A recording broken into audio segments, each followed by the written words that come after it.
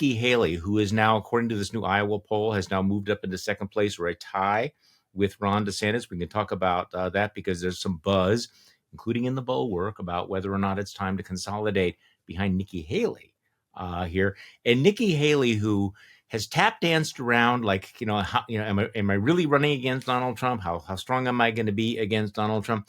She certainly seemed to be raising the temperature a little bit. She really went right after Donald Trump at this RJC meeting.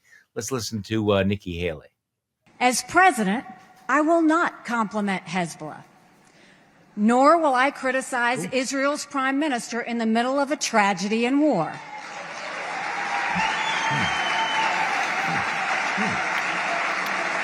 Not saying his name, but we know he's talking about it. Right? We have no time for personal vendettas. I will also not compliment Chinese Communist President Xi, nor will I call North Korea's Kim Jong-un my friend.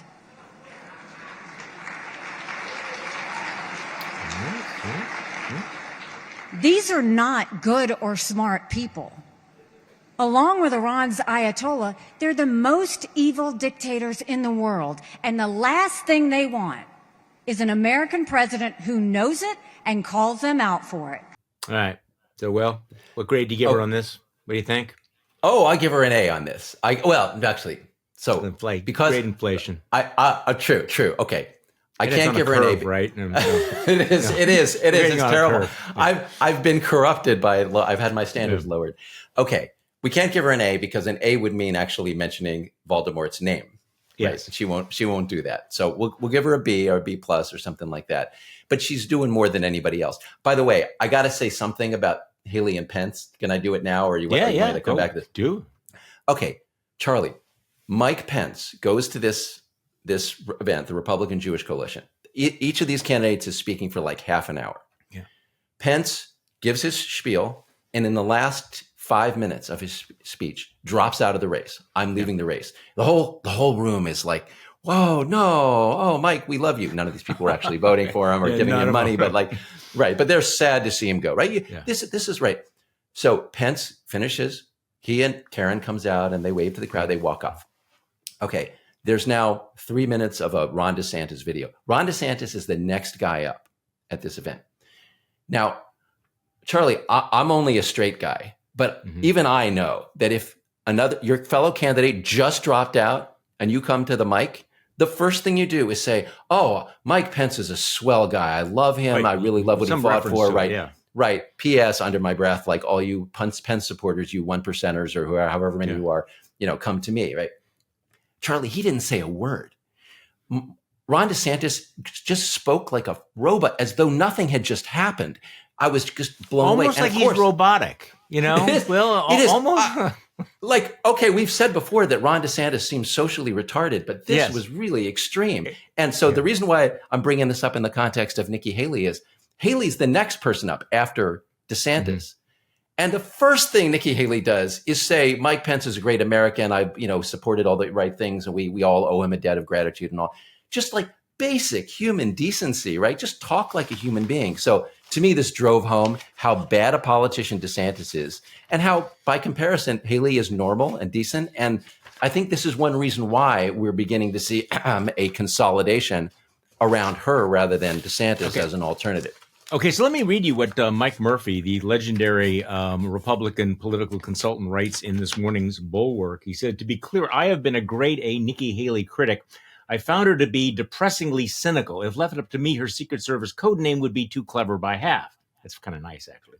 But in a race against the ghoulish, democracy-loathing madman Donald Trump, it is an easy call. Go, Nikki, go. I'm all in. Why? Alone among the contenders, she has a shot. Nikki stumbled to the top in the last 4 months because she is the most talented candidate in the also-ran caucus. She's also the only candidate running for real in both Iowa and New Hampshire. If she's able to pull off upsets in the first two states, Trump will be hobbled, and she'll have a real chance to administer the killing blow in South Carolina. Okay, I think that's a little bit exuberant, but at some point, you have to have a consolidation, and at the moment, when you and I are speaking right now, is she the most plausible alternative to Trump? Is it? It's not Yeah. Ron DeSantis. Okay. No, Okay. no. Yeah. Ron DeSantis is, I'm looking for a nicer word, but his social retardation is not reparable. He cannot be fixed. That is who he is. And there's nobody else. Yeah. So we have the other zombie candidates out there. I guess the question is whether or not it actually makes a difference looking at the poll numbers, because as somebody pointed out this morning, I think it was Jonathan Lemire, the poll shows that if you ask Ron DeSantis supporters who is your second choice, they say Donald Trump. So it's not clear that if other candidates drop out, that it would actually hurt Trump as opposed to. So I was just trying to imagine this morning. So what if Republicans acted like Democrats acted back in 2020? What if? And again, we're in the looking for the unicorn stage of our conversation today. Mike Pence, next week says, not only am I dropping out, but I am endorsing Nikki Haley. And Chris Christie says, okay, I want to take down Donald Trump. I am endorsing Nikki Haley. And Paul Ryan comes out of wherever he's hiding and says, I endorse Nikki Haley. Would any of that make any difference whatsoever? What do you think? Because I'm skeptical that would make any difference really at all at this point, as of today. Charlie, let's test the proposition at least. I mean, one of the things to do that, by the way, yeah, right. So one of the things that Pence said as he dropped out was, it's basically it's a bummer losing, but the only thing worse than losing would have been if we hadn't tried. So let's take that attitude about consolidating the non-Trump vote. The only thing, let's try. Let's at least try and see what happens. I don't know what the number is. In Iowa, Trump is sitting at 43% right now. I think in New Hampshire, he's a little bit lower. Suppose that there's a consolidation which is not 50%, which is interesting. Yeah. Yeah. I mean, and then, of course, Haley's got South Carolina as a backup. And, I don't know how much that would count for. It's her state. But the point is, I believe in New Hampshire, Trump is slightly more vulnerable because of the number is a little bit lower. Yeah. And if at some point Haley could just break even with him or slightly ahead anywhere along the line, I think that might fracture some of the feeling of invulnerability. I would just like to see it tried. So we've got Hutchinson, I think, is still nominally in the race, but he'll be out. Really? I believe he's right. Hurd is out. You don't even know. No. These guys are officially in, but Doug nobody thinks Burgum is still in the race, just as a reminder, Charlie, how did it happen that the vice president is out, but the governor of North Dakota is still in? How did this happen? Okay. Anyway, let's see what the consolidation can be. If the real question now is, you and I both like Chris Christie among the Republicans. Yeah. Do you want Chris Christie to get out and endorse Haley at this point? No, I don't. I don't, because I think he still serves a useful function, but at some moment, and remember how it worked in 2020 with the Democrats. I mean, there was a moment where it was obvious you do it now or you end up with Bernie Sanders. And they all consolidated right before South Carolina. And I don't know what that moment is.